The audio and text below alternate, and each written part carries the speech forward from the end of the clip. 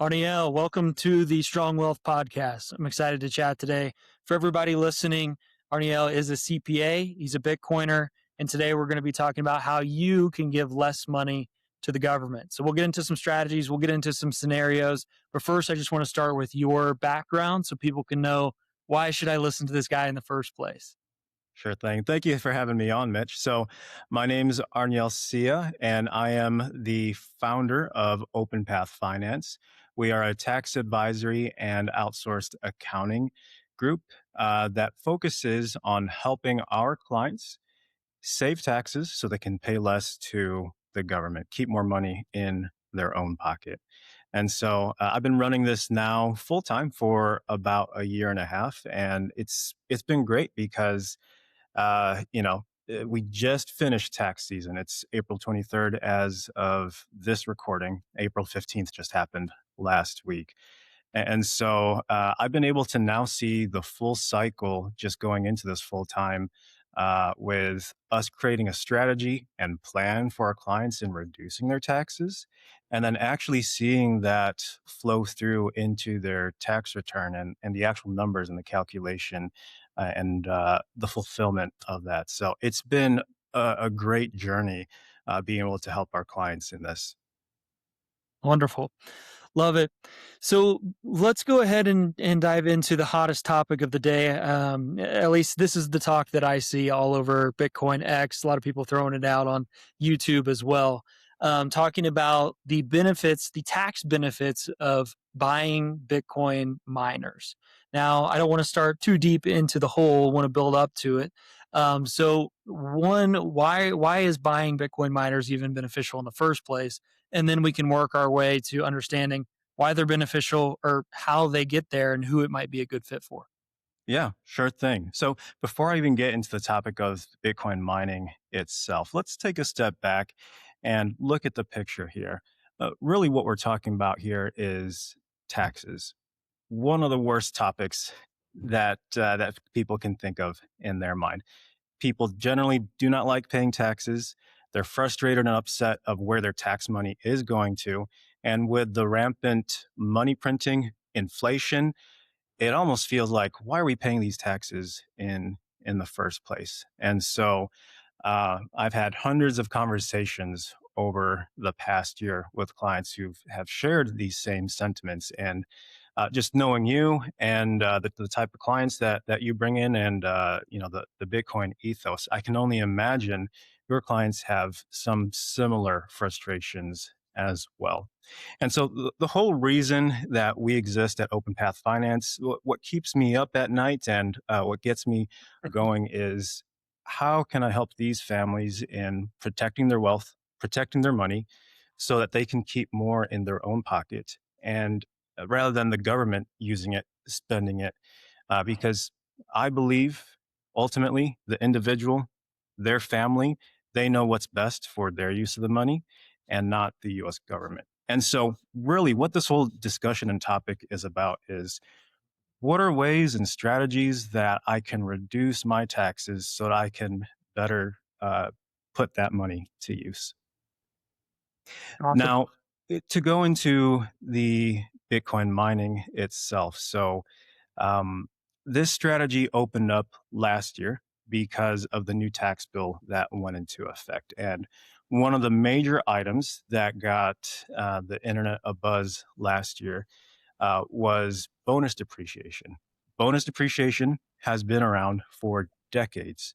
But what this bill brought back was bringing it back at 100% deduction. So this is what it really means. If you purchase equipment as a business owner, typically you have to depreciate that over several years. In the case of computer equipment like ASIC mining machines, it would be over 5 years. You couldn't just take that entire thing as a write-off in the year that you purchase it. And so what that means is you have income coming in from whatever equipment that you purchase, but then you can only take a small portion of that write-off in that first year. With 100% depreciation, bonus depreciation, what that incentivized and allowed was business owners purchasing equipment such as Bitcoin mining machines and writing off that entire amount against their personal taxes. And so typically, what this looked like was these business owners would purchase, let's say, $100,000 worth of Bitcoin mining equipment. They'd have a tax loss that first year, and they could use that $100,000 loss to offset their W 2 income or other business income that they might have. And so it's been very popular over the past year, and I continue seeing it going into this year as well. So, am I understanding you correctly that this is a dollar for dollar deduction, assuming you qualify against earned income? So that could be, your W two income from your job or income from self employment. Is that right? Exactly. Yep. And depending on the type of income that someone might have, whether it's ordinary active income with W 2 or a business, or maybe might have passive income, the strategy differs slightly. But yes, essentially, it's a dollar for dollar deduction on their earned income. Sweet. Yeah, we'll get into the qualifications here in just a second, but I mean, this is a strategy, let's say, that wealthy people have been using for, I mean, I don't know, maybe hundreds of years, ever since the tax code. Well, Decades. Uh huh. yeah, decades would probably be the best way to put it. But let's, you know, the point is that wealthy people have been using this type of approach for a very long time in order to, continue to defer taxes out into the future, maintain more of their money. They're primarily doing it through real estate, and that's how they were getting these depreciation benefits. And then we Exactly. had and then we had the short-term rental kind of thing burst onto the scene. For me, I at least saw a lot of that during the COVID time, Hmm. 2020, 2021. It seemed like everybody and their brother was trying to buy an Airbnb so that they could save on taxes. But then there's always the misconception, or what people don't actually realize, is the ability to actually qualify, for these deductions. And so oftentimes, at least in my experience, I would hear people say, well, oh, I just need to go buy a rental. And let's just say they're a W 2 employee and they're making, a few $100,000 a year. And they're like, I just need to go buy a rental. But, you know, the very nature of them having a W 2 job prevents them from actually allowing those depreciation benefits from a rental property, a long-term rental property where they have a tenant in there for, a long period of time, actually prevents those losses from Hmm. offsetting their income. And they don't usually realize that. And so for me, the power of the Bitcoin mining play was the lower barrier to entry to be able to qualify for those losses, to actually be able to offset active income from a W 2 job, from a business that we're involved in on a day to day basis. So let's go ahead and dive into those specific hurdles in order to, turn this strategy into something that can actually offset my other income rather than something that has to remain passive. Yeah. Well, I think it's worth noting what these limitations to qualify on the real estate side looks like. That way we can compare it with Bitcoin mining. So, Sure. real estate has been a tool for the wealthy for decades, even longer than that, but specifically with bonus depreciation, Section 179 depreciation, it's been used for decades. It's why, we saw around the presidential elections, Donald Trump, they were saying how he did not pay income tax during some specific years. And that's because he was a real estate professional. He purchased real estate buildings and then used accelerated depreciation to write off all of his income or take a deduction against all of his income and not have to owe any income tax that specific year, even though he owned millions, billions of dollars of assets and cash wise had a lot of income. But for tax purposes, had zero or negative amounts of income. So we're taking the same concept here and applying it to Bitcoin. On the real estate side, though, as you said, there are pitfalls. First, it essentially has to act as your full time job. You have to qualify for what's called real estate professional status, REPS status.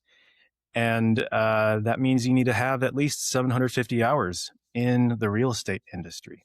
And then additionally, you have to materially participate in that specific building or rental, whatever it is that you own.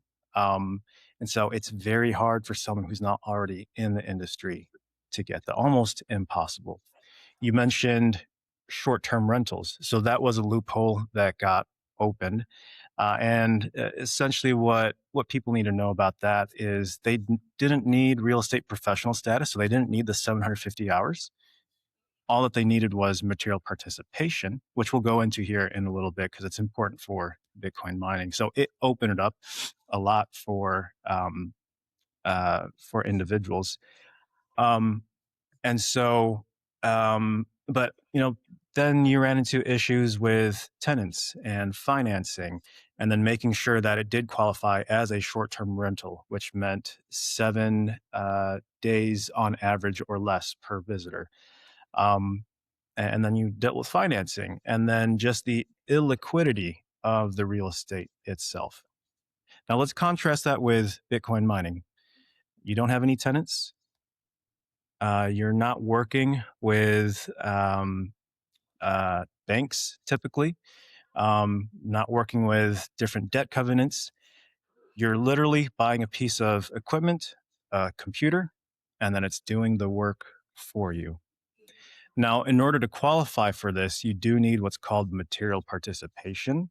That allows you to use it against your W 2 income or your business income, um, and be able to utilize these losses. And it's a 7-part test. Now, there's two common tests that most people use. The first one is the safe harbor. So it's 500 hours or more in that particular business. If you spend 500 hours in Bitcoin mining, then you qualify for it. No questions asked. The second one is easier, and it's 100 hours and more than any other individual. So, what that means is if you spend at least 100 hours plus in your Bitcoin mining business, and then there are any other person who might be helping you, working with it, maybe the uh, mining hoster, as long as they don't spend more time than you, then you can qualify for this. The important part, though, is the documentation and having a time log showing how much time you spent and if those activities actually qualified. But as long as you have those, then that opens you up to this beautiful strategy of allowing you to invest into Bitcoin mining machines. It's generating an asset for you of stacking more Bitcoin. You also have an income coming in of that Bitcoin coming in. And then you're able to take the tax advantage and write off a portion of it as your income against your income. So with the hosted mining specifically, I'm curious actually to learn more about this myself. So maybe this will make for a good conversation for the audience. Because that is, if we're being honest, that is the most common way for the average, everyday Bitcoiner to invest in Bitcoin mining. Most, maybe some people have a miner in their garage to heat it in the winter, or, something like that. But that's not for tax benefits. That's not Uh-huh. even for really being profitable in the Bitcoin mining itself. That is, for the benefit of the heat. Yeah. It, Mhm.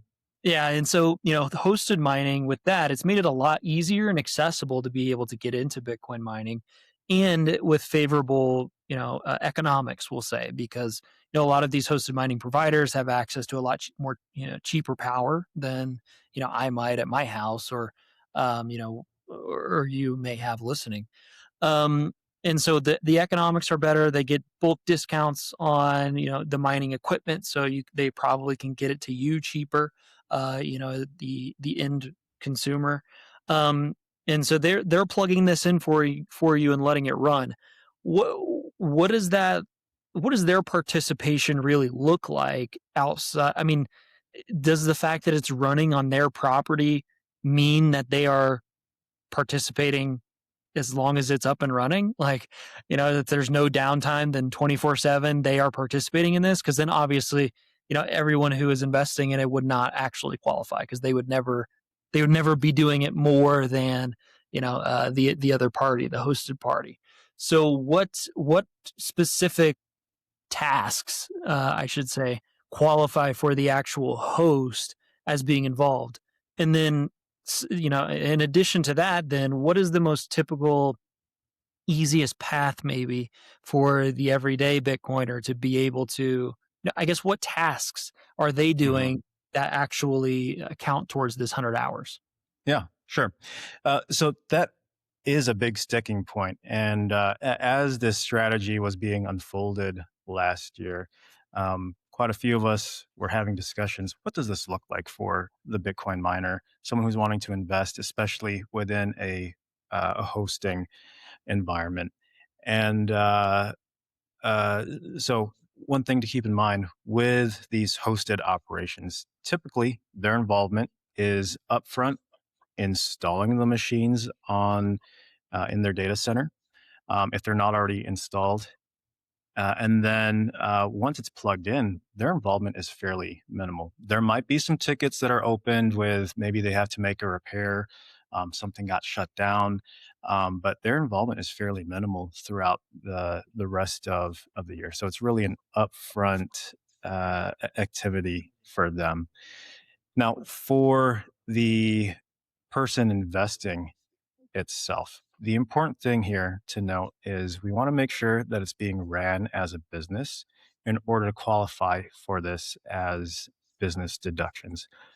Otherwise, the strategy won't work. And so, as far as the hours and the activities that they can do, um, a lot of the upfront legwork does qualify. So I tell my clients as you're negotiating back and forth with your hosting provider, signing the documents, you're setting up potentially an LLC, although it's not necessary. You're setting up an LLC, you're setting up your wallets and your reporting. All those hours count. I do recommend everyone to definitely talk to a qualified tax professional as well. And those conversations count. The planning, the Right. strategy involved with actually setting this up correctly, that can take up quite a big chunk of their hours. And so already, I'd say maybe 25, 30% of their hourly requirement is done right at the get go. And then throughout the year, there's going to be tasks that they'll want to do, such as monitoring the performance of their mining equipment and the rewards. They're going to want to decide, do I want to keep these machines on this month? Do I want to turn them off? Someone might want to turn them off because they're not mining profitably that year or that month, especially, whenever the halving happens. That's typically a time someone wants to look at that very closely. And they're setting up their wallets or they're moving funds between their Bitcoin wallets. They're paying invoices. So there's quite a few things that they can do uh, to make sure that this runs as a business, and that's really the point here. Is we want to make sure, in the case of an audit, the auditor is going to ask for their time log, and they're going to want to see um, was this just a passive investment for them, or are they running this like an actual business? Hmm. Interesting. So I guess those activities, I guess in your experience, typically get them across the 100 hour threshold. Is that fair to say? Definitely fair to say. And think Cool. about it. If they start from the beginning of the year, that's 2 hours a week. And I know both you and I, anyone else who's thinking about doing this, especially with the ROI just on the tax savings alone, Yeah. well worth the time investment into this. Gotcha. Gotcha. Awesome. So I'm curious to know if you've ever ran the numbers yourself, because a hang up that I might have just looking at this. We've run a lot of numbers on it, but I have not run these. So I'm curious to hear if you have. So there's obviously the anytime that you're considering some type of move to save on taxes, whether that's buying the real estate, buying the Bitcoin miners, whatever it is, you have to also think about the financial, profitability of this investment. And so, people will say, "Oh yeah, I bought this Airbnb, and it's going to save me X amount on taxes," and then the Airbnb is just a money pit that they are losing money hand over fist, and they might have actually come out better financially overall if they had never touched it, never saved Hmm. the taxes, and invested that money elsewhere. So for you in the Bitcoin mining space, maybe the people that you work with, do you see the fact that the Bitcoin mining does qualify as a business activity, making that or subjecting that income to self employment taxes? Is that correct? First, before I keep going. Yes. So using this strategy where they are wanting to use it against their W 2 and business income as a write off, yes, it would count towards self employment tax. So for those who are unfamiliar with that, whenever you have a business, particularly a small business that you own, you have what's called self employment tax, which is an additional 15.3% tax on any profit that you earn. Now, if you have a W 2, you're also paying this tax. It's also known as FICA, Social Security, and Medicare. The problem is when you have a payroll, you only pay half of that, 7.65%, and then your employer pays the other half of it. Once you're self employed, though, the problem becomes you're both the employer and the employee. So you pay the full 15%. And so, very commonly with my business owners, that is one of the areas that we're trying to optimize and reduce the impact for. Bitcoin mining, the first year, typically, it doesn't come into play because they're going to run a loss just with the depreciation. But years two, three, four, five, once they have a tax profit, then it will come into play. They'll have to pay an additional 15.3% in taxes. There's a variety of different strategies that they can employ there. Now, outside of Bitcoin mining, just in general, for any other person who might be running their own business, um, self employment taxes can be thousands, tens of thousands of dollars in taxes each year.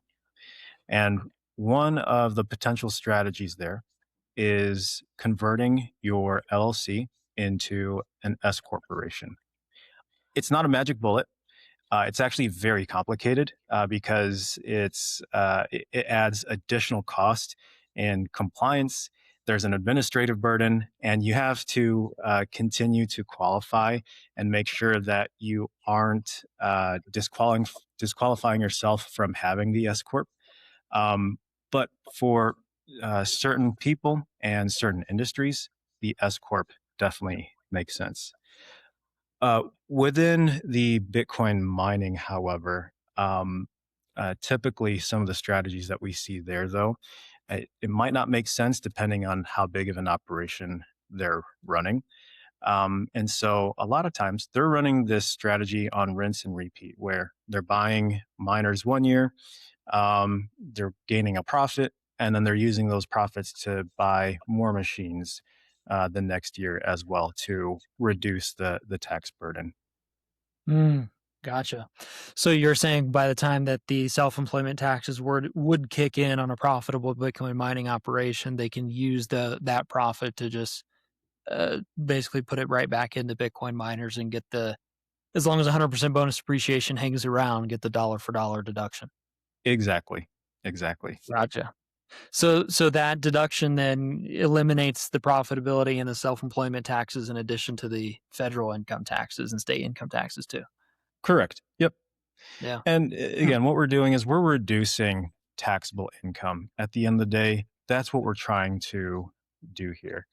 And that's what a lot of these strategies are.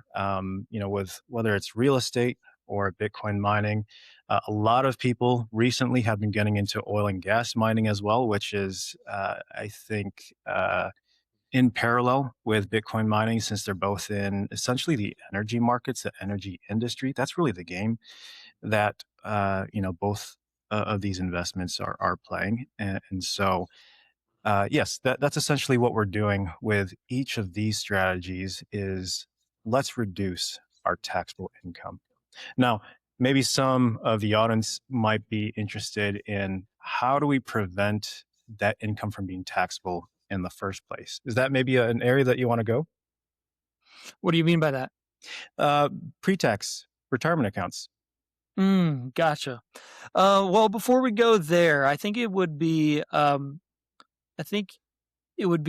good just to point out, like, anytime that you're thinking about these tax strategies and what you'd have to do to um, qualify for them. Yes, the profitability is one side. So I know you're the tax guy. You're looking at the tax savings, and there's a lot of meat on that bone, especially for the Bitcoin mining over the real estate specifically, because the Bitcoin miners, qualify for entirely for the 100% bonus depreciation, whereas a house, a short term rental, only part of that, would actually qualify for the 100%, and the rest would be kind of drug out over a long time. I think 20 something years, right, or something like that, 27 and a half. 39 years. Want to retire soon, but you're unsure how to manage Bitcoin volatility, avoid selling your stack, and generate income from your portfolio? Imagine heading into retirement knowing that no matter what Bitcoin does next, runs to new highs, drops 60%, or chops sideways for years, you're good. Your income is secure, your stack is intact, and you're not losing sleep over it. That's what Strong Wealth offers retiring Bitcoiners like you. Book a free discovery call today at strongwealth.net to find out what retirement can look like with the right plan supporting it. Go to strongwealth.net. Now back to the show. 39, yeah. 39 So, years. And actually that's a great point. Real estate it still might be a good option for a particular person. I've had multiple clients who are running both actually real estate and hmm, Bitcoin mining. But the other important thing to note with real estate, whether it's you are a real estate professional or you're running the short-term rental loophole, is you have to do some extra steps on there, particularly what's called a cost segregation. Because unfortunately, if you just buy real estate by default, it will be depreciated over 27 and a half years if it's a residential property, or 30, 37 years, 39 years, I believe, if it's a commercial property. Um, Unless you do what's called cost segregation, which essentially looks at the entire building, looks at the entire property, and splits it up into different assets, such as 5-year assets with appliances, maybe carpeting or blinds, and other stuff like that. And so there's this whole process where an engineer essentially has to go into the building or take a look at the specs and hmm, break down all the different types of assets that might be within the building. And then from there, those shorter lived assets can then be depreciated more quickly. yeah. I, But I do agree with you, however, on one point that you made. Whenever we're looking at an investment, we shouldn't take a look at it from the tax lens first. I always tell my clients, let's look at it from the financial lens first. Is it a good financial investment for you? Not only the numbers, but you as a person and your investor profile. Um, a lot of our clients are Bitcoin aligned, and so they both of ours, and so I've seen Bitcoin mining definitely makes sense for them, whereas real estate might not. So take a look at that. Does it make sense from a financial perspective first? And then let's take a look at the tax benefit. And I think they go hand in hand. yeah. Awesome. That is a good point on the cost segregation for the real estate. As the more that we actually talk about this, the more that it seems like, there's just so many. It's a lot more complex for the real estate versus Bitcoin miners. And there's a lot more hoops you have to jump through in order to actually see the tax savings show up, Hmm. from tax time versus the Bitcoin mining route. And there's a lot more hassle involved with tenants or Airbnb, customers or clients, whatever you want to call them. We actually just got back from vacation and stayed at an Airbnb, and we were talking with them maybe 3 times during our week stay, just like figuring out different things and asking them questions and whatnot. Hmm. And so most people, what they jump to is, well, I'll just have a property manager in place. But then, as far as I understand, I mean, that's another layer of, well, if you have a property manager in place, like it's very unlikely that you're gonna put more time into this than them, and now it's not gonna offset your W Exactly. income. It's W- not gonna offset your business income. Yeah, So especially again, the rule there is, or at least one of the tests is, you have 100 hours and more than any other individual. Is your property manager going to put more time in than you? If you have one rental, I don't know. Maybe if you have multiple, um, and at that point, it is an actual full time job for you. But it is very difficult to get that and qualify if you do have a property manager. yeah, that's a good point for people to know. And then Yeah, the other go thing with ahead. Bitcoin mining is it's very accessible, whereas real estate, typically you have to have quite a bit of capital and investment up front, tens, hundreds of thousands of dollars, even depending on the property that you're getting. Whereas with Bitcoin mining, uh, the range is really what type of funds that you might have. You can go all the way to $100,000 if you want to, but you can start small, $3,000, $4,000 to purchase one ASIC mining equipment. And so it's very accessible to people who are just starting out. Mm, another great point. Awesome. Well, we can go ahead and transition then, unless you feel like there's anything else that you'd like to add on that point. Really, if I had to summarize and boil it down, it's that you get all of the benefit without the headache. You get Exactly. this tax strategy that the wealthy have used to defer taxes for basically forever, pass them down to their kids, and you get that in Bitcoin mining without all of these hoops that you have to jump through and the headache of tenants and toilet repairs and Airbnb guests complaining or whatever else, or trashing your Hmm. house or whatever else it might look like. Hmm. So there's that, kind of the hassle of it is significantly less. And the depreciation benefits, the tax savings are actually substantially more, at least in that, relatively, we'll say. Obviously, if you're buying a $2 million building, it's going to be dollar value is going to be more on that than the Bitcoin mining if you're only buying 50 grand worth. But to your point, it's you're saving a lot more with the dollars that you're putting in versus putting it into real estate. I guess anything else that you would add there, or do you feel like we've covered that pretty well? No, I For think we've covered that pretty well. And so, as a recap, I think everything that we talked about there is the strategies center around how can we reduce our income. And I think with this next topic, we're going to switch gears here to how can my income be tax free in the first place? Yeah, sweet.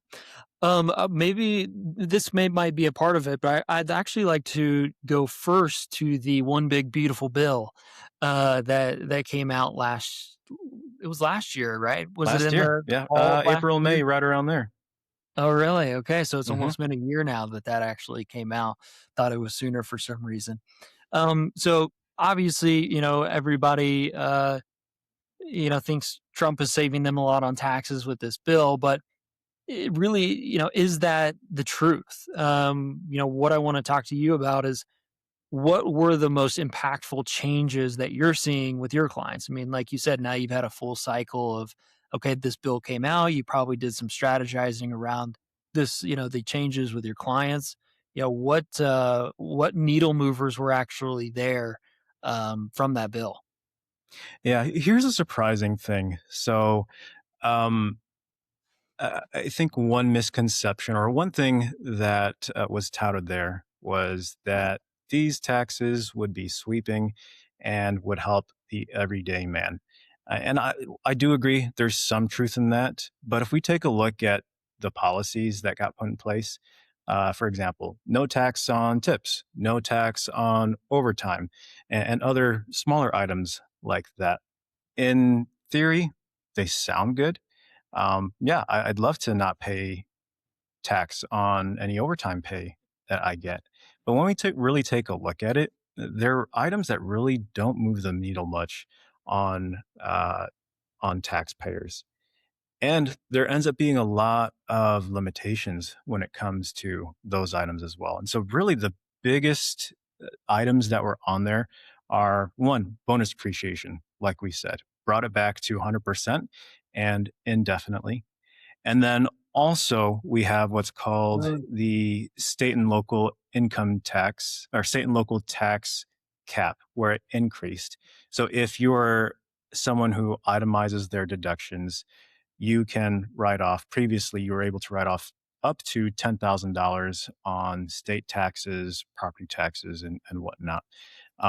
10,000. If you think about your property taxes and state taxes, um, many people end up getting capped at that 10,000. They're not able to take any additional uh, deductions from there, even if they might have paid much more in taxes from there.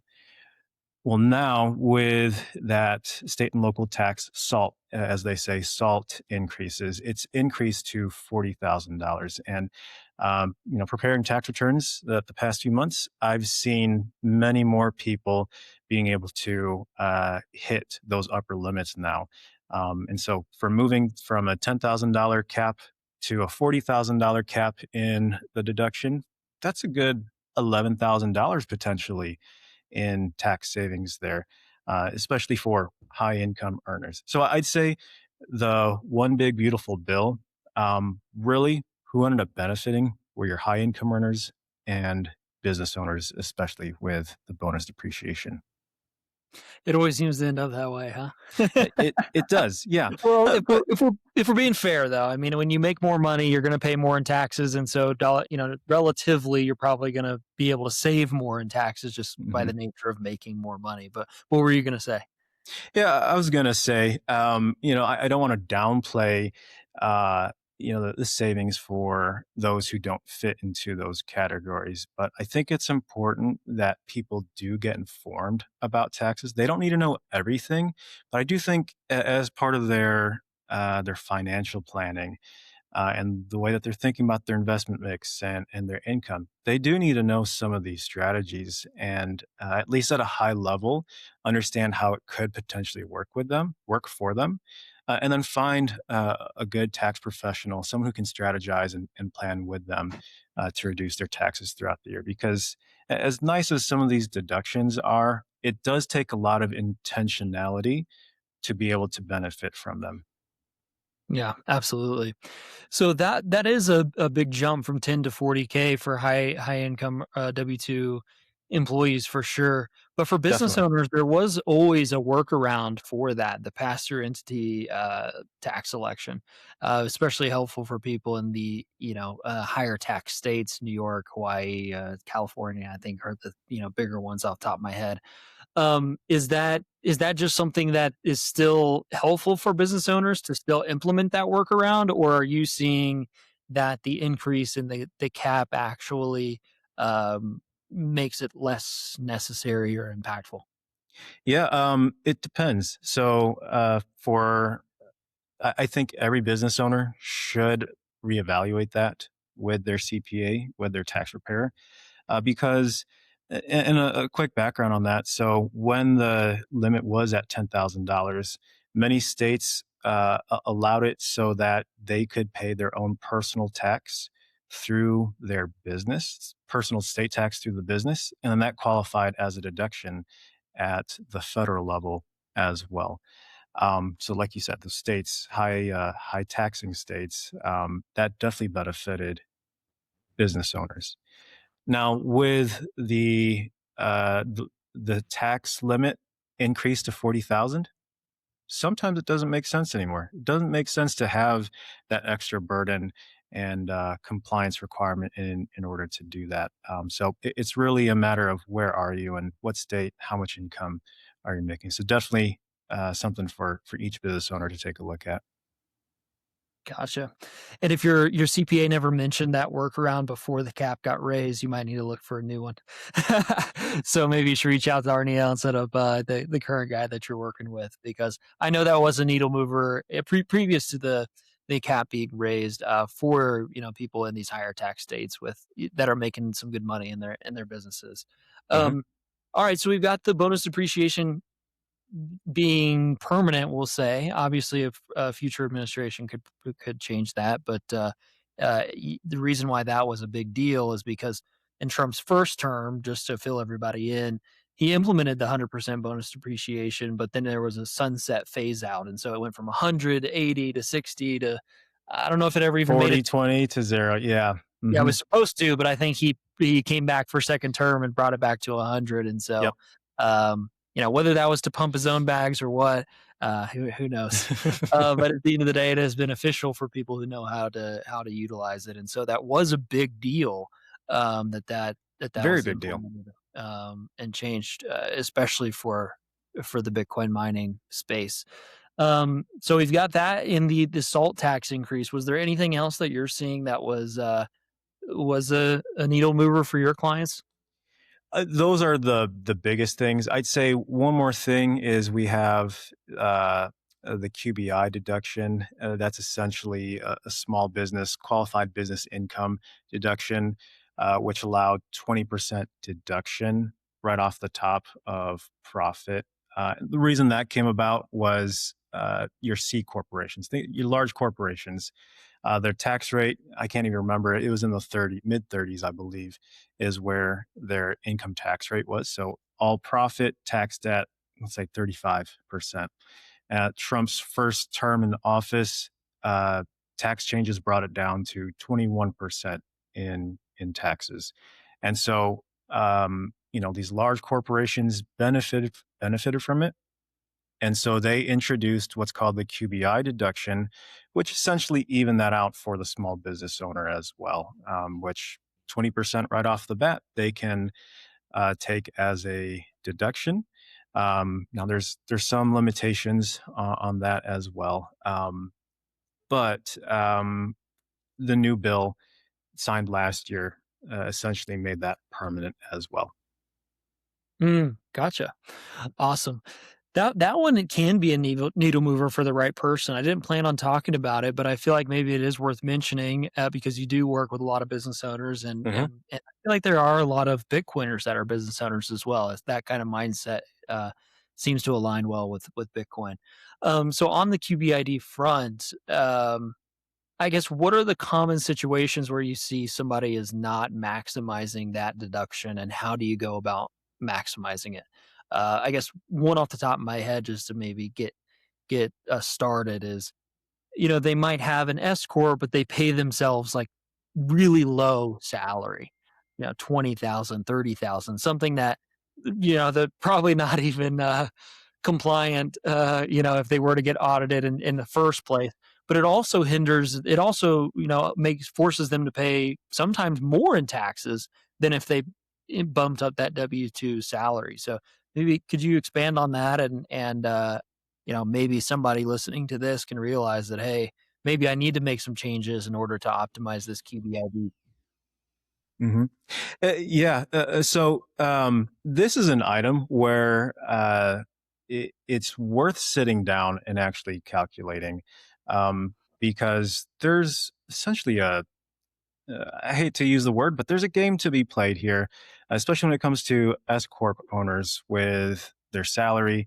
They have to take what's called a reasonable compensation, which essentially means they're not paying themselves too low to excessively avoid some of the self employment tax. um, and there's an optimization there with where is your reasonable compensation, how much self-employment tax are you going to be paying or saving, and then how does that affect your QBI as well, because the QBI is based off of the profits of the business.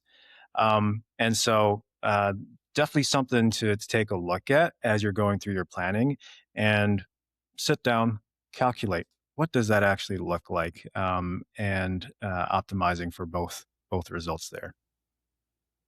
Absolutely. Yeah, especially if you're making, 500,000 plus dollars in profit in your business, it's something worth looking at because there are some businesses that qualify. We don't have to get into this, but some types of businesses that qualify for, um, it kind of switches to where the W 2 wages can cap the QBID. If you're above a certain income level and in certain industries, there's just a lot of complications here. And honestly, I don't even remember all this off the top of my head. So you should reach out to Arniel and go through this because personally, uh, 2 years ago, we helped a client save over 50 grand just with this, Oh, specific that's amazing. deduction. Yeah, Yeah. it was huge. What And so, what was their situation, in what you can share? well, with them specifically, the biggest issue was whether or not their specific occupation qualified. So there's specified service, trade, or The business, or Yeah. non-SSTD, something like Essentially, that. for those listening, it's, are they a professional? Lawyer, dentist, accountant? Are they working for themselves? That those types of industries.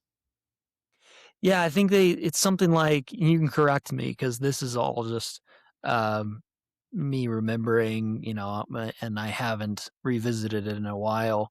But it's not something like if their name, image, and likeness, or like if the business is centered around like some specific knowledge or trait that that one individual has, that's where it disqualifies them. Let's say, Yeah, right? Like that. there are set, like, common industries that applies against, and again, it's your professionals, like your lawyers and your accountants and Yeah. doctors. You know, Yeah. someone who, because of their specialty and their knowledge, are, uh, are able to command, typically higher income rather than, a business where they're creating a product or yeah, a certain product that's able to be replicatable. Sure. So Yeah. service industries is what it is. So if someone fits in that bill, that's definitely something to flag as to yourself as you're thinking about how can I utilize QBI. Yeah. Um, yeah, so for them, it was around their qualification. Their previous CPA said they didn't qualify. Their new CPA, after we had a discussion with them, was like, "Oh, okay, that they probably would qualify." So then they were able to take the QBI deduction, and they had that paired with S corp, very low salary, the kind of maybe more typical things that you see. So it was a kind of a double whammy maybe in there, and that's why the number was actually so high in the amount of taxes they could save. But um, that's a good one to bring up because I wasn't planning on going there during this, but the next before we get to, so at the end of this, I had planned to talk through a couple scenarios because I think, people listening to this, if they're still hanging around here listening to tax content, they're probably serious about saving money on taxes. And so they might be able to see themselves in these scenarios, and it gives them an idea for, kind of how you think through things, which I'm curious to hear as well. If I give you a scenario, what would your approach be, and where would you go? And the tax savings kind of order of operations. Before we go there, though, um, one thing, you may not be up to speed on this. You might be up to speed on this, but it seems like everybody's talking about it on Bitcoin X right now. And I created a video on this a couple weeks ago, maybe. At this point, I don't remember exactly what it was, but it was STRC. So it seems like everybody's fallen in love. You're muted, by the way. Everybody's fallen in love with STRC, and they feel like it's the best thing since Bitcoin. Um, so, just real quick, how is it actually taxed? Like, what are the tax implications of the dividends being return on capital? Is it truly like something I'll never have to pay taxes on, or like, how does that play out in real life? Just because I think that will be interesting for people to hear from a professional. Yeah, of course. Caveat, I haven't looked too deeply into this product. From what I've seen, I love it. And it's an area that I want to dig deeper into. First and foremost, this shows just some of the newness to me. Is it pronounced stretch? Is that what it is? I always call it STRC, by the STRC? symbol. I always hear people saying stretch, but I hate that. Yeah, I don't like it. And frankly, we don't recommend it for clients. That's what my video is about. But interesting. the taxation, people love to throw that out, as a benefit of STRC. Is Mhm. like, oh, it's return on capital and not, ordinary dividends being paid out. So, if you haven't looked into it very much, that's fine. But I was Well, just curious. That might be here's what I don't understand about it, at least on the tax piece. So, yes, the way that it currently is set up, my understanding, um, it is a return on capital, which essentially means, you buy $100 worth of STRC, and then they're saying what 11% return is what they're targeting, and so you get in that scenario 11% dividend, which is really just a return on your capital. You bought it for $100. You had a return of capital of 11. So now you have what's called your adjusted basis, which is now at $89.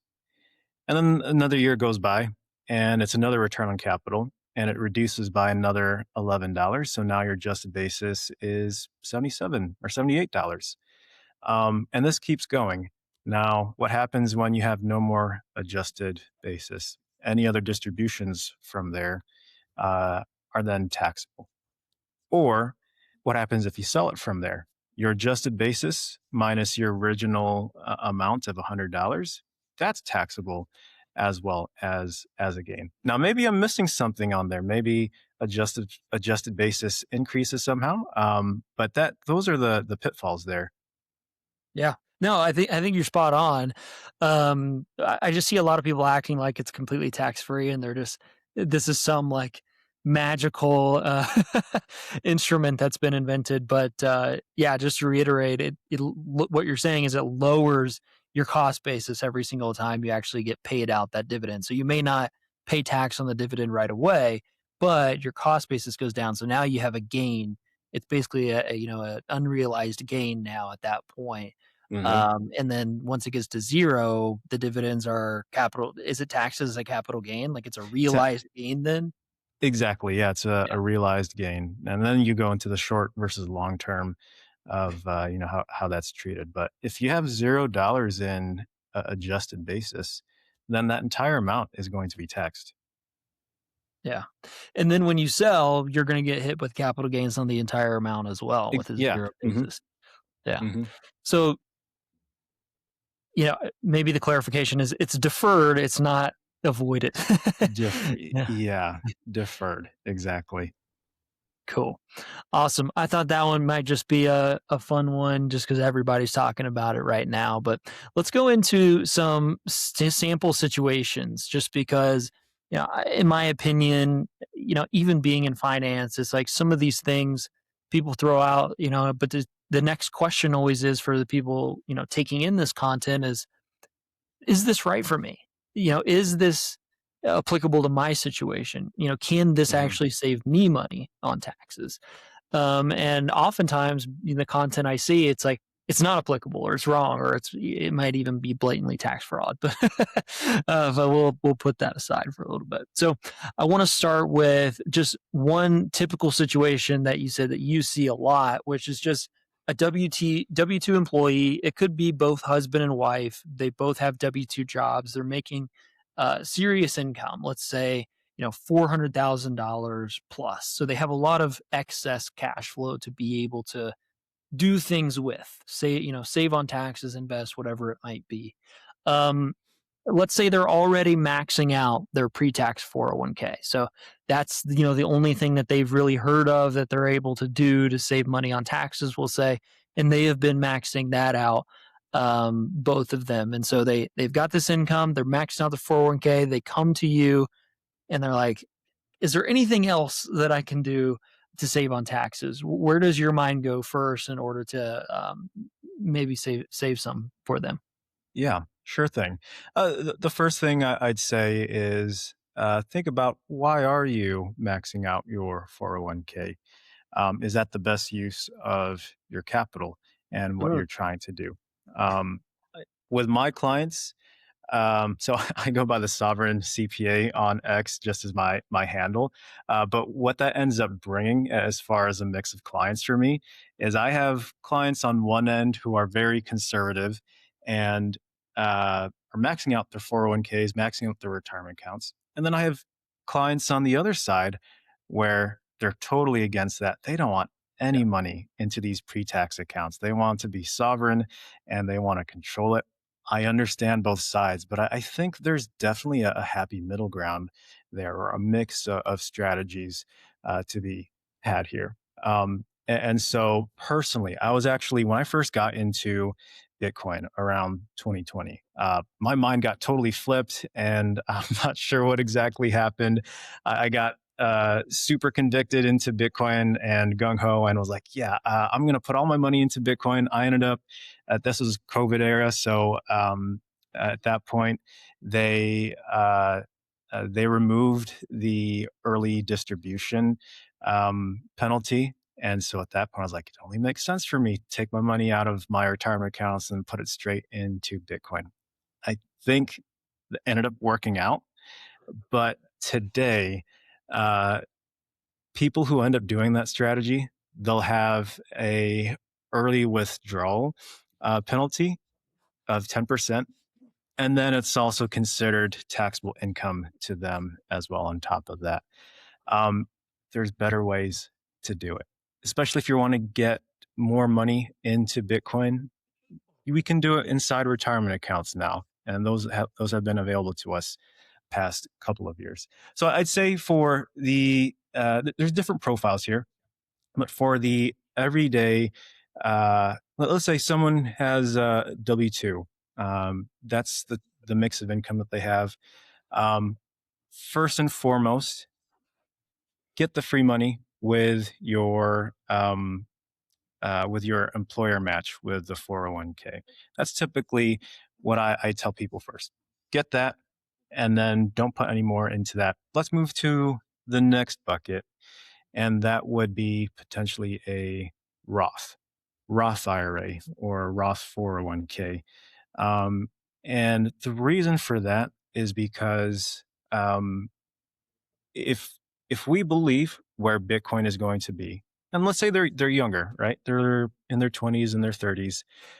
They still have decades out until retirement. If they truly believe and have that conviction of where the price of Bitcoin is going to be, then it only makes sense that they put a portion of their funds into a Roth IRA so that any Bitcoin that is held within that Roth account, once they go to sell at retirement, is completely tax free. I mean, that could be a huge amount. They might not see the savings today, but they'll have the savings in the future.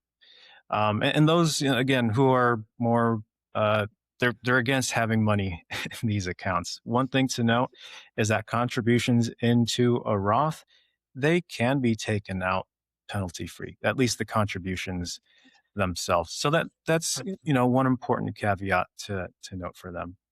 Um, Going on. So again, get the match at your employer's 401k, then max out your Roth IRA. If you have a spouse, then max out your spouse's Roth IRA as well. And don't quote me on the numbers. I think it's $7,500, $7,600 a year is the maximum amount.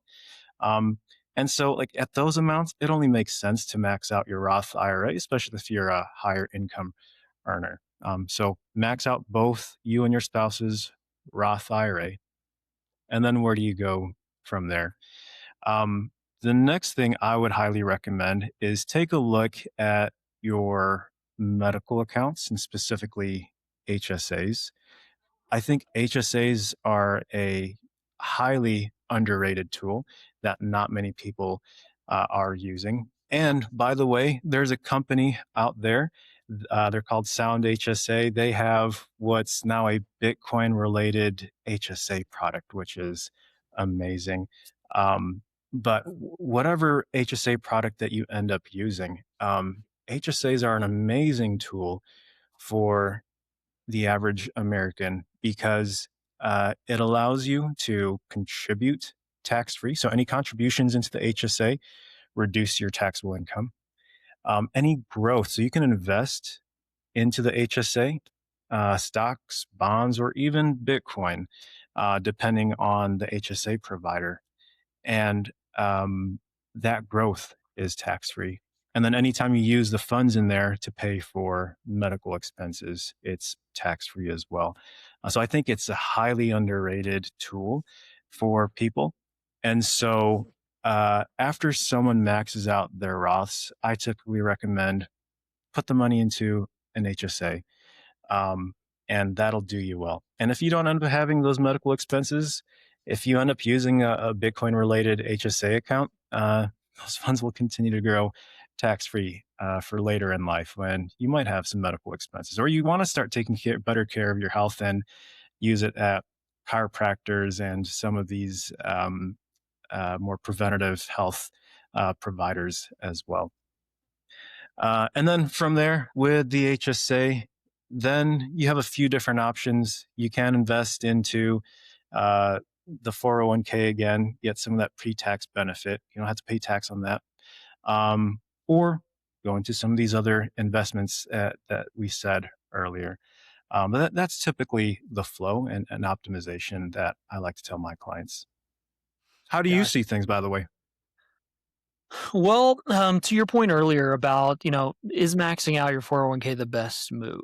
Um, you know, the limitation that I've seen with a lot of 401k plans is the investment options of the Hmm. 401k plan. And so for us, when we're still working with a client who is still working, and for us, we have a Fluvius investment strategy that has done very well, we'll say, above standard 401k investment options. And, a lot of folks are like, I would like to be able to invest this 401k money, 403b money, 457 money with you guys in that strategy, but the plan does not allow it. It doesn't allow an outside investment advisor to be able to choose the options. And so, that is an important consideration, both with just somebody that might just only want to buy Bitcoin or somebody that might want to invest, in a strategy like ours, which includes Bitcoin. And so if you have very limited options, that can be good reason to look elsewhere, like you're saying, into a Roth or, even HSAs are usually pretty limited as well, unless you go the sound HSA route if you're able to. Um, so that is important to consider, just the investment options, because if you're able to compound at 20% a year versus 10% a year, the tax savings might be, you might be better off not contributing to the 401k, putting money elsewhere and compounding it at a higher rate. And I think most Bitcoiners understand that. So that is one Hmm. important consideration. On the flip side of that, though, there are some, and many, I will say, 401k plans that do allow you to self-direct, is usually what Hmm. it's called, meaning you could choose any investments that you want, including Bitcoin, usually an ETF, not spot, but you could invest your 401k money into that, or they allow an investment advisor like us to be able to actually invest the money, um, as we see fit for our clients, still within that 401k plan. So that's something a lot of people don't know about to look into around this. But I mean, sequence of events, maybe as far as where we're looking for tax savings. I like the way that you're thinking through this.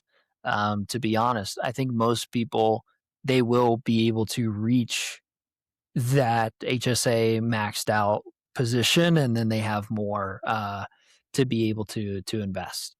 So from there, you're saying look into maybe we talked about real estate. Obviously, there's pros and cons. We talked about the Bitcoin mining. Um, you know, for us, a taxable brokerage account is still a great option. Yeah, it's not necessarily going to save you too much on taxes right now. Really, nothing on taxes right now. But what it is it's flexible. And for a lot of people, liquidity is very important. And as you're going through life, just because things happen, things change, you might want to buy a business, start a business, you might get laid off, whatever it is, and having those funds accessible is helpful. Um, Something that I'd be curious to hear from you is your thoughts on the mega backdoor Roth IRA. I've heard, or a lot of people come to me and ask, like, is this something that I should do? And so I don't even see it offered too often, to be honest, the ability to do it. But could you just explain where you could see that being a fit and the mechanics of that, how that works? Yeah. So this typically only works for high income W-2 earners. And many times it doesn't even work for business owners. But let me go through maybe some of the mechanics of what they might be able to do. So first, what I'd say is with the Roth, there are limitations, income limitations there. Don't quote me on the exact numbers, but I think it's around $250,000 if someone's married filing joint. Once they reach around 250, they start phasing out and then can't contribute to a Roth IRA. But there are some ways to get around that. The first one is called the Backdoor Roth. Second one is the Mega Backdoor Roth. Um, the Backdoor Roth, when you'd want to use that is if you're over that income threshold and you still want to contribute to a Roth, and you're wanting to contribute. So IRAs have a limit of about $7,500 a year if you're under 50. And so if you're wanting to contribute to a Roth, you're over those income limits, you can use the backdoor strategy. What that looks like is you first contribute to a traditional IRA, which does not have income limits. And then you then convert that money to a Roth account. Now, why we have to do that? Why is there an income limit on the Roth and not the traditional? And why are we allowed to do this? I'm really not sure. But that does exist, and so it's something that you can use if you are over those limits. It just adds a little bit of complexity and extra steps there. You open up your traditional IRA account, contribute to it, and then convert it to a Roth. Now, where this falls short, though, is you have more than $7,500 that you want to invest into a Roth. Uh, that's where the mega backdoor Roth comes into play. The way that works is you need to have a 401k, and then you need to contribute after tax dollars into the 401k. And so typically, I think it's around $23,500 is how much you can contribute into a 401k pre-tax, meaning you don't have to pay tax on that income. Any contributions after that amount, you can into the 401k, but there's no tax benefit to it. That's where the mega backdoor comes into play, where you're contributing after tax dollars into the 401k and then rolling that over, converting that into a Roth. And so that's one way that high income earners can use their funds to go into a Roth account without having to worry about these income limitations and then just the general $7,500 contribution limitation when it comes to IRAs. Awesome. Yeah, and I think the total limit is like somewhere 70,000, something So, like yep, that. 72,000, right around there. Yeah, man. So you could get 70,000 into a Roth theoretically, if you have the ability to do this, which would be pretty Yeah, awesome. it's great. And so Yeah. like one popular profile there is Peter Thiel. He is the founder of Palantir. I believe early investor into Facebook and some of these early tech companies. And he's famously known to invest into these software companies or whatever company he's investing into through his Roth retirement account. And so what that means is when there's a huge exit or he's getting distributions from these companies, completely tax free to him. And he's able to use that money at retirement and not have to be taxed on it. So it's he's using it. That's a one very prolific example there. But I think people can take that same concept and use that as they're thinking about their investment profile. Yeah. Awesome. So the basically where we're going is, the 401k, get the match at the very least, and then you typically go to the Roth and the HSA, and then maybe come back to the 401k and at least go up to the pre-tax limits, maybe above it if you have the ability to do the backdoor Roth. That could be an option. Outside of that, though, I mean, with W-2 people, it's pretty limited unless there's, maybe charitable opportunities or stuff like that, which I guess we won't go into for this conversation, but donating money is a possibility. Um, the things we talked earlier, the real estate or the Bitcoin mining operations. I mean, those are really the only other places to go with a W-2 employee to be able to save on taxes. You're pretty limited. Business owners, there's a lot more flexibility opportunities to be able to save. So let's transition to the business owner then. Let's say we've got a single person business. So they're Hmm. consultant, maybe they're later in their career, they're acting as a consultant in their field, their industry, whatever they spent time working in previous to starting the business. They have a very high income as well. We'll say $500,000 plus. Their wife doesn't work. They have no W-2 employees, and they're just an LLC. They don't have any other complications going on as far as business entities, anything like that. And they have no other, outside, they have no real estate, nothing right now. We'll just say that they maybe have an old 401k from their previous job that they rolled over, but that's all they got. So for the business owner, what does the order of operations look like for you from a framework of, where are there opportunities to save on taxes? Okay. This is a very common situation I run into. And first, what I'd say is, hey, you are ripe for a lot of tax optimization here. You're just running out into the wild right now and taking whatever tax amount that the government is telling you. Let's get Yeah. this under order for you. And so, one of the very first things that I would recommend in this situation for this person is I think an S corp would work really well for you.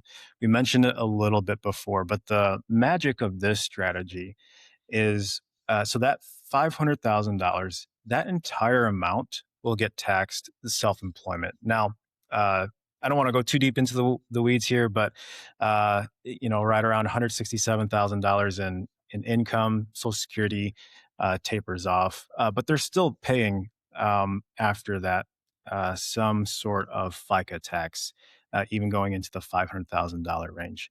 And so that's probably one of the biggest items of leverage to save on taxes.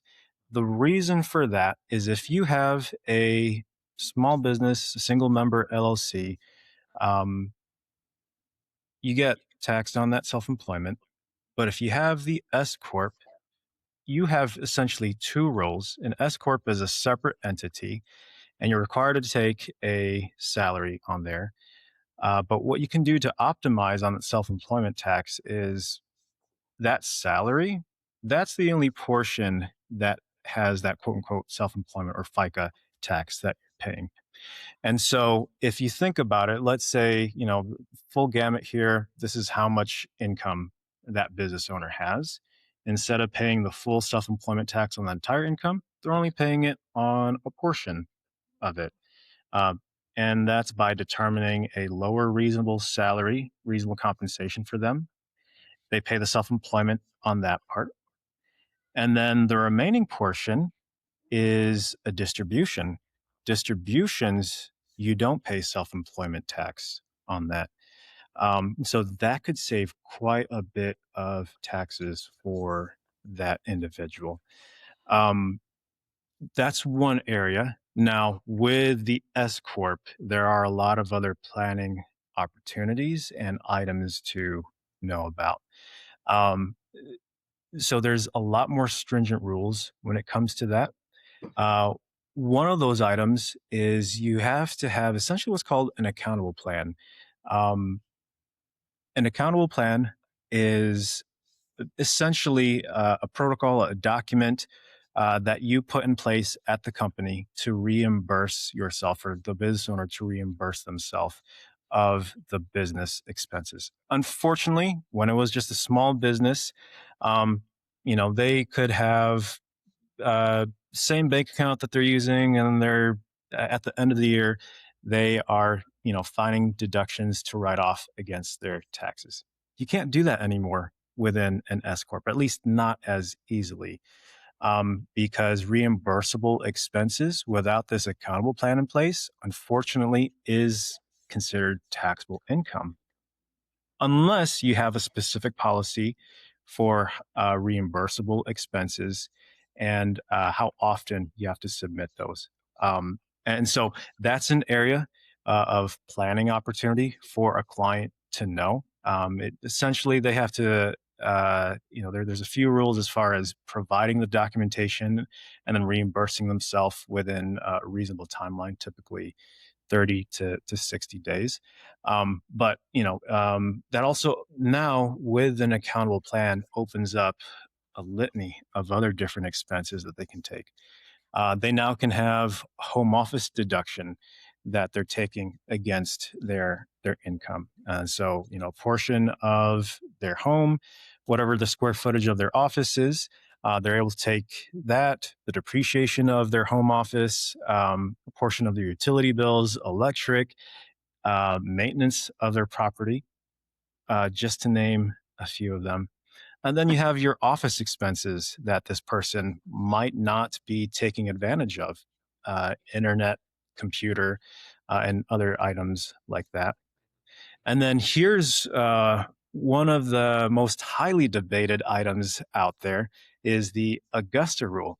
And some people have heard of it because there's been a lot of recent internet buzz around it. And typically that comes with a lot of incorrect advice. Um, and a lot of people haven't heard of it. So essentially, what the Augusta rule is, so we have. Are you a golf fan? I mean, the Netflix series, yes. There you go. Well, for our golf fans out there, I myself am not too deep into that world, so forgive me if I butcher any of this information. But in Augusta, Georgia, we have the Masters tournament, and what homeowners end up doing was people needed a place to stay, a place to park for the couple of weeks there that the tournament was going on, and so they would rent out their residence. And Congress put in place the Augusta rule, which allows someone to rent out their personal residence 14 days out of the year completely tax free, which is amazing. But this has really expanded now into a business strategy as well, where if done properly with the proper documentation and making sure that the rates being used are proper and market rates, um, they can use their own personal residence, rent it out 14 days of the year to their business, and now what happens is the business has a tax write-off for rent, and then the person themselves on their individual return, they don't have to claim that income on there. So it's been an amazing strategy, highly abused, unfortunately, because people don't understand the rules around it.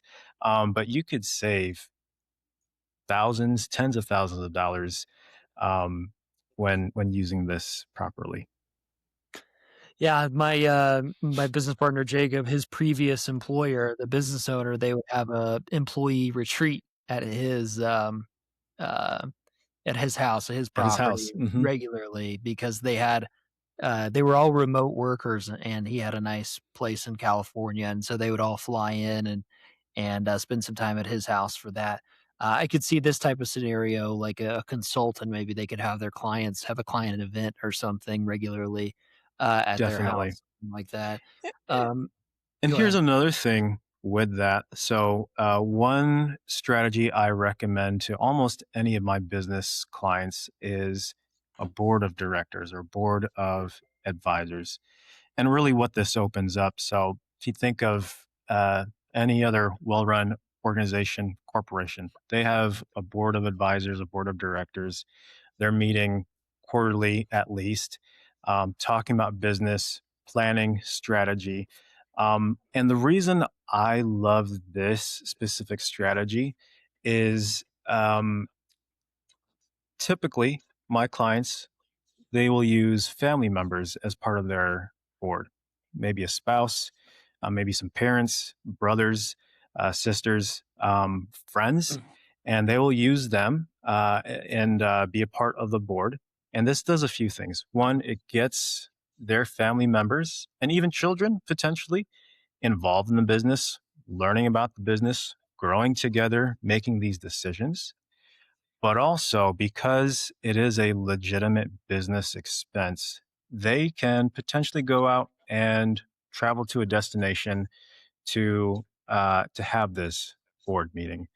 Now, again, this is an area that can be flagged for an audit. So the important part here is the documentation, making sure that you are within limits and qualifications on this. But it's an amazing way to get family involved in a small business and be able to take write offs on maybe some business travel as well. mm. So what would be legitimate then? Let's say you had your brother, your dad, your wife, and you wanted to go to a resort in Florida or something for this board of directors meeting.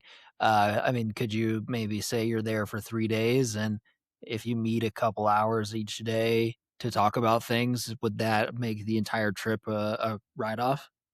Well, first, you would need to have a formal document showing who the board of directors are and maybe some roles and responsibilities.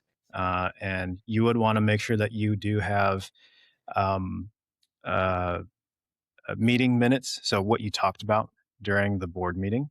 And then, as far as the actual travel, unfortunately, you can't write off the entire travel. But Mm, here's the rules when it comes to that: you can write off the day of travel, the day of the meeting, and then the day traveling back. So that's 3 days right there of travel. That includes, the flights, the hotels, the meals for those days. Um, Unfortunately, what you can't write off are entertainment. So, like if you're going on a cruise or you're going to a resort and there's some sort of event going on, those can't be used. But it's the actual meeting itself and those related travel expenses. gotcha. Cool. So, I mean, theoretically, you could fly in the morning one day, spend the day, and then you could have those 3 days. So you fly in, spend the day, hang out, meet on the next day, and then fly out the next day at night, and there you get 3 days, Hmm. worth of, fun time. That's cool. That one I have not heard too much more or too much about, to be honest. I try to avoid tax TikTok and tax Instagram as much as possible. That's Well, yeah, that's what here's the normally the problem. Go ahead. Everyone thinks that they can hear this advice. They hear this advice online, and then they put their own spin on it, and they people listen to this and they trust what this influencer is saying. But if you Yeah, take a look at the court rulings and tax documents and procedures, you end up finding out that many times when these are applied wrong, uh, it can go bad for them, especially in the case of an audit, and then the IRS disallowing these deductions and then tacking on penalties and interest on there. So these are legitimate strategies, but you do want to make sure that you're planning these properly with a tax right, professional to make sure that you are above board and putting the proper documentation together. for sure. Where does your mind go? Does your mind go anywhere else with the business owner specifically, as far as maybe retirement accounts that might be beneficial for a solo business owner with no employees? Um, yeah, anything else that they could maybe do? I mean, I know we've always got the Bitcoin mining, opportunities. Obviously, that's a big one with your client base, the real estate opportunities, of course. But any other ideas? Yeah. So you mentioned earlier with someone who's working a W 2 job, they have a 401k at their employer. Many times their investment options are limited. I remember one of my jobs, um, I was setting up my 401k and I had like 12 options. They weren't even individual stocks, they were a mix of products that this specific broker had available, and I didn't understand it at that time. I wasn't sure if I wanted to do that. But with someone who owns a business and specifically no employees, what's opened up to them is the solo 401k, which typically doesn't have a lot of those limitations. And then many solo 401k providers have the option to self direct, which essentially means that it opens them up to an even wider range of investments, including Bitcoin, Bitcoin that you can hold the keys to. So that's an amazing option right there for a business owner who doesn't have employees. Now, once you start having employees, unfortunately, that option isn't available to you anymore. Essentially, you have to be fair to your employees. You need to provide them the same benefits as well. So you start going into more of the group 401k plans, but there's still opportunities there as well. But yeah, I love the solo 401k products because of that very reason. Yeah, solo 401ks can be very flexible, like you said, where you can Hmm. own almost anything. I actually have an interesting situation. If you still have a few more minutes, so we could Yeah. talk about it. Um, Another thing just to mention before I go into this, just so I don't forget, is you can also hire your spouse. So in that instance, if you wanted your spouse to be an admin or something in the business, you could hire them, pay them. They could also contribute to a solo 401k. So you both could be maxing that out as well to get a pretty good amount in there. That can be good in those situations. But the specific situation that I've faced in the past, and I'd be curious where your mind goes with this, is we had a business owner. He had I think it was a solo 401k, if I remember correctly, or maybe just a 401k, where he was able to self direct, and he bought quite a bit of Bitcoin in 2015. So the appreciation on that was through the roof. Wow.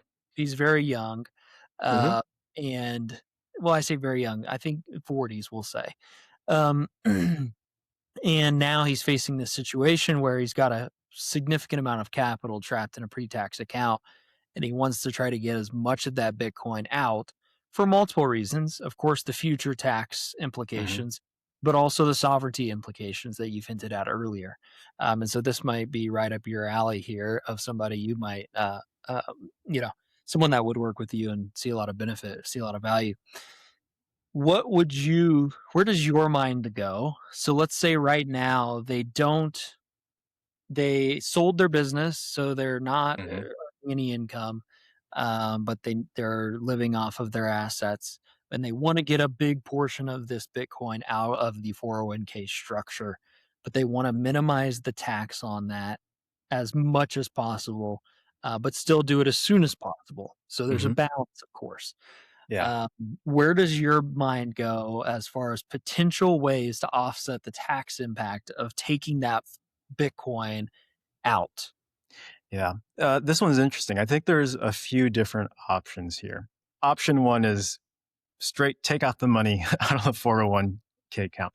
And we already talked about the implications there. You pay 10% penalty, early distribution penalty, and then it's considered taxable income as well. So it might be one of the worst options there, unfortunately.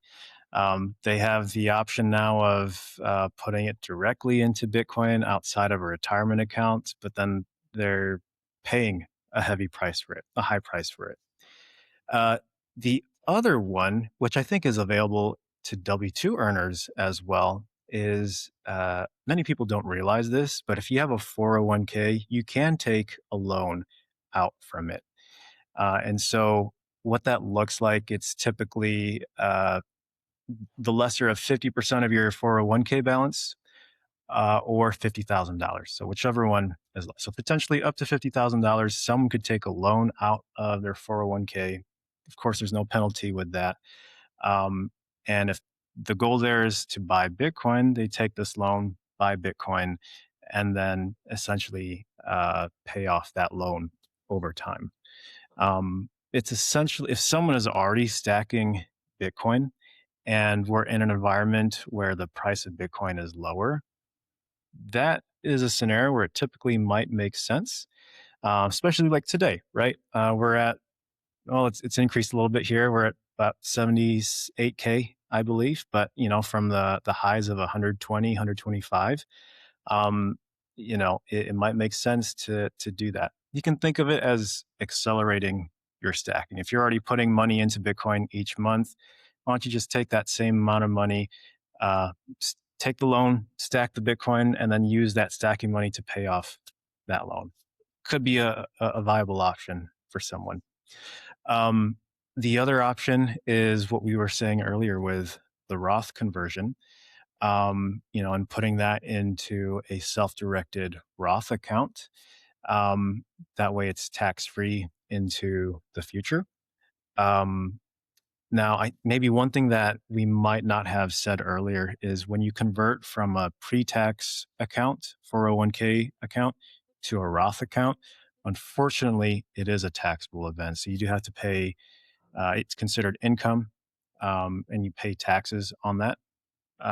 But if you think about when that would make sense, you have the future price appreciation. And so you might be paying less tax today than the tax savings in the future um, with that. And someone typically might want to do that in a year where they might have less income um, than they typically do. And a lot of times that can be paired with some of these strategies like the Bitcoin mining or oil and gas mining, where they're taking these losses, they're put into a lower tax bracket, and then they're using that opportunity to take some of that money and converting it into a Roth. Yeah, that was where our mind went as well with this Hmm. situation. Obviously the loan, it's like that is a little bit of liquidity, but for someone who's, we're talking multi, 10 million plus dollar net worth, it's like 50 grand. Like, Hmm. what's that Yeah. going to do for me? But the scenario that's interesting is doing the Roth conversions, and just from in our the scenario we were just talking about, doing Roth conversions, um, and then buying Bitcoin miners to offset the tax impact of that Roth conversion. And then, obviously that starts a 5-year time clock for the ability then to, because if sovereignty is your ultimate, um, if sovereignty is your ultimate goal, Hmm. you don't want to just leave it in the Roth either. It's like, yeah, I might get the conversion over to the Roth, so I avoid the early withdrawal penalty. And then I buy the Bitcoin miners to avoid the taxes on the actual Roth conversion. But then I'm still Hmm. in a qualified structure. And so you should then be able, after 5 years, that conversion, pull that money out, tax free because it's your contributions. Is that right? Like, there's that 5-year window, which always that trips me up even a lot, and it trips other people up. But that conversion, isn't there a 5-year clock, and then you can be able to pull those contributions out tax free? Yeah, that's interesting. So I'm not sure on the exact language on that specific part. Initially, I was thinking that 5 years was on the withdrawal of the capital appreciation, but you're saying there's also a 5-year window on the contributions as well On a conversion, on a conversion. not Okay. not on a contribution. Hmm. But I'm pretty sure there is on a conversion.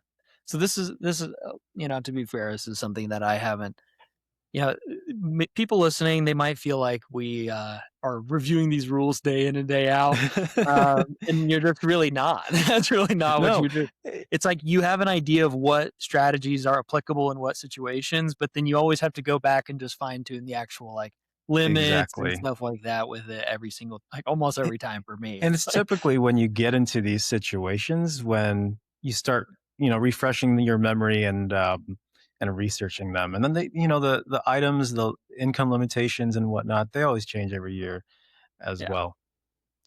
Yeah, so but I think that plan of action is a decent plan of action for somebody who wants to actually make that happen, to get that money out of the pre-tax accounts Yeah, I've and never try to thought minimize. about it that way.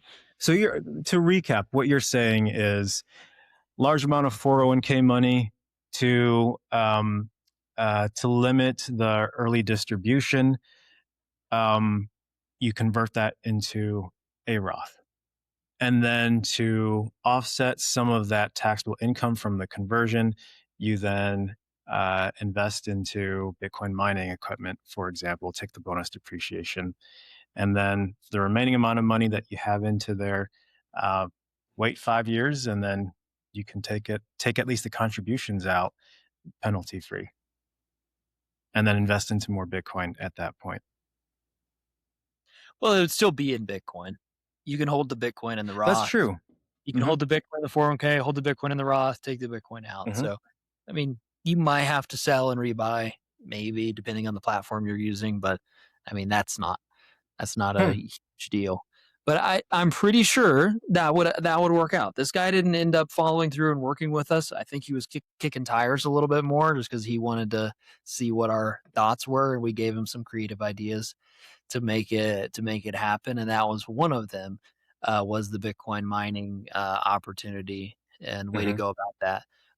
Because you could do that in waves as well. The big limitation is you have to have outside liquidity because you're not going to take the money that you converted and put that into the Bitcoin miners. You have to have outside capital to put into the Bitcoin miners to actually offset the tax of the conversion. But it could work. You could also pair that with some donating strategies as well if you wanted, if you had charitable, goals and intents with, a large liquidation event. Uh, could do the conversions, buy some miners, donate some money, feel real good, Hmm. and probably avoid some of this. So, Yeah. anyways, maybe we can noodle on some more fun situations in the future. But yeah, anything else you feel like would be beneficial to add before we wrap up? I don't know. Maybe we'll have to do a separate. This was great, by the way. I appreciate you bringing me on. Maybe as a separate topic into the future, if people are interested, we could talk about some of those charitable vehicles. There's more to than just giving to an organization or giving to your church. There's stuff Yeah, you can plan. You can chunk your contributions so that there's more in a particular year. There's what's called a DAF, and there's also called a charitable remainder trust. Those are amazing vehicles for someone who might have a lot of appreciated assets and being able to take on some tax deductions and still control that. So, yeah, lots of things to go into there. I think one of the things I want people to come away with from this, and definitely that I came away with at just speaking with you, is there are so many strategies out there when it comes to financial planning, tax planning, and optimizing for your situation. Not There's not one situation or one strategy. Um, uh, there's not one scenario that every scenario is unique. And so I think it takes a lot of deliberate planning and strategy. And then these strategies are changing consistently, constantly, year after year. I think it's something that at the least talk with one of us at least once a year and figure out what's the best plan of attack here for what you're trying to achieve. absolutely. I'm with you there. And don't come talk to me about tax strategy. Don't talk to me about it. We can be a lethal team. We can talk about the financial side. You talk about the tax side, and work There we go. together on a situation, and they can get the best of both worlds. But you're going to be way better at tax specific stuff than we are. We're actively trying to avoid talking taxes. As much as we have in the past, to be honest, just because we want to throw all of our energy and time into asset management.